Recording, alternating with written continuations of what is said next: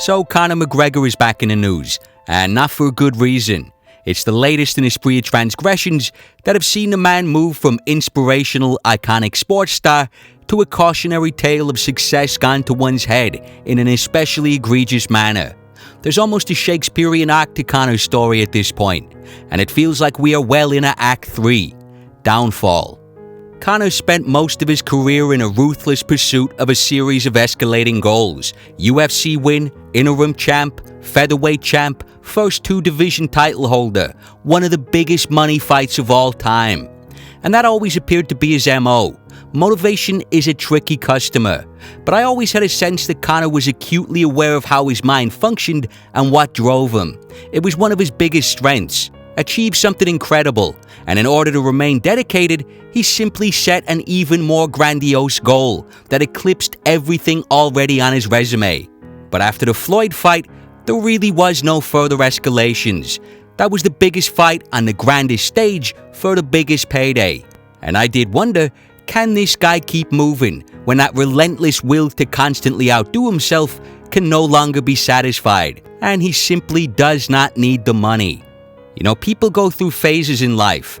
These phases can last years. And in my view, from Conor's UFC debut to the Floyd fight, that represented one truly incredible phase of his life. You know, some people disagree with me here, but throughout the build-up for Khabib, I felt like I was looking at a different person. That magnetic, confident visionary was replaced by a very erratic and crude whiskey salesman, basically. It's one of the cruel things about the human condition.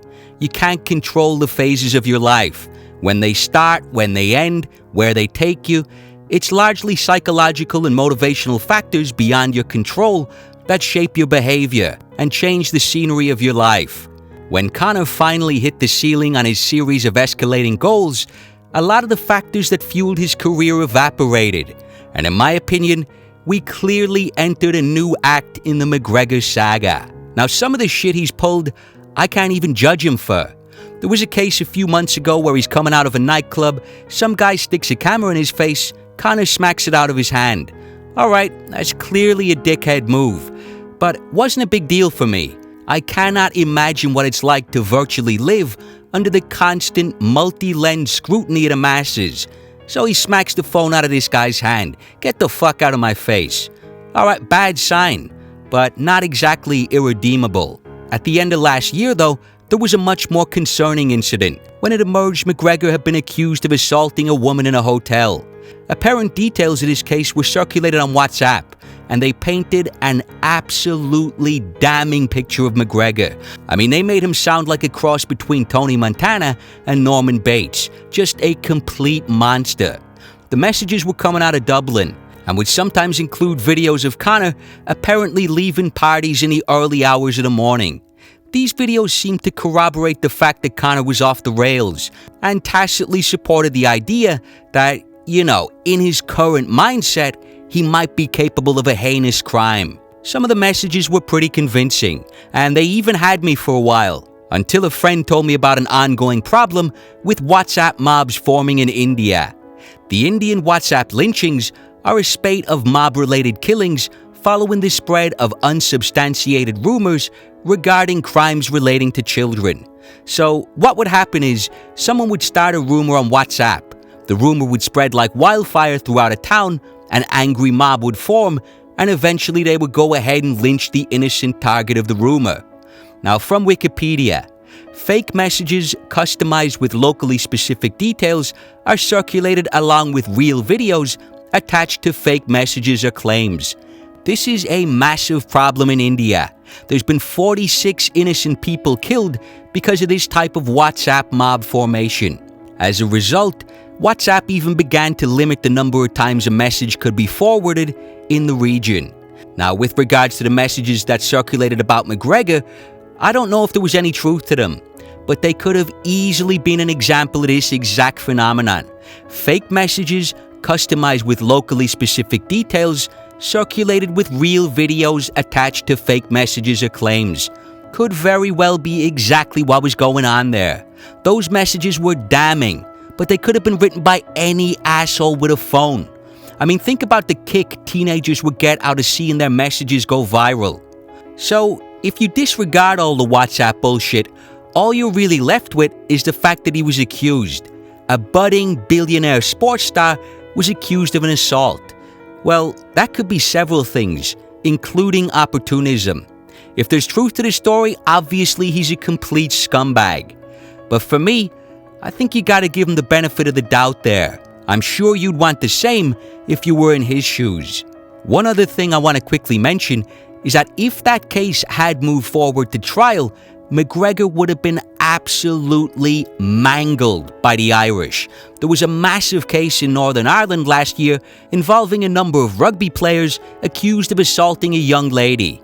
It was one of the biggest Irish news stories of the year. And after a lengthy public trial, the rugby players were found not guilty, unanimously so. Regardless of the verdict, much of the Irish public viewed the result as a complete miscarriage of justice. There was a strong sense of, this is just another case of powerful men being above the law. There was an attitude of women should always be believed. These guys got away with it. So that is the emotionally charged climate McGregor's case would have taken place in.